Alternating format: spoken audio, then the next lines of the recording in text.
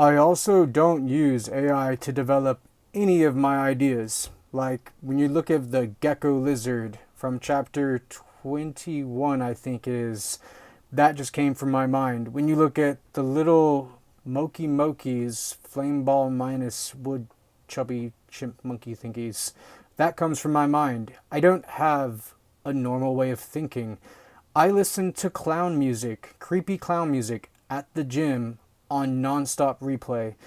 I'm going to do another series about music, but essentially the idea was that if I listened to abnormal things, I would be able to have an abnormal way of thinking that would allow me to come up with things that no one would think because of the way that I'm trying to be different than the normal person or thinker in society.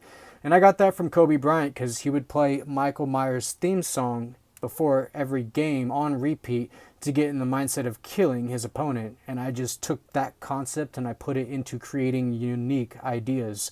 So I don't put into AI, help me develop some weird thing of this or that. My brain just has naturally been able to develop them. And kind of like how I used to have nightmares a lot, I would very often over exaggerate a scary movie into real life. And before going to bed, I'd picture someone hiding in my closet, hiding on the left side of my bed, sneaking into my room in the middle of the night because I didn't have a door lock on there, which really kind of jacked up my sleep for a while. Even now, I have like this wedge thing against my door for fear of someone just breaking it down.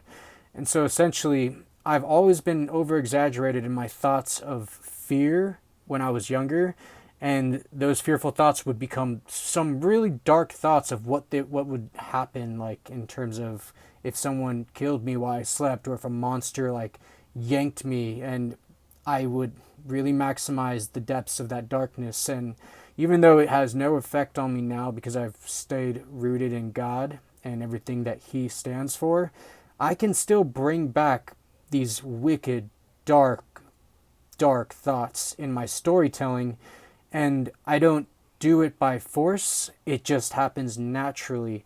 I just look at a scene kind of like how a detective would see a scene and not just look at the body on the floor. They would see everything around to try to understand the scope of what potentially happened in that area.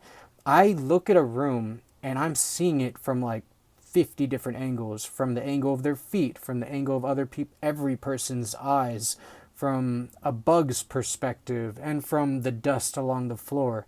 I want to touch and feel every part of my book, and I stay true to that and have never wavered.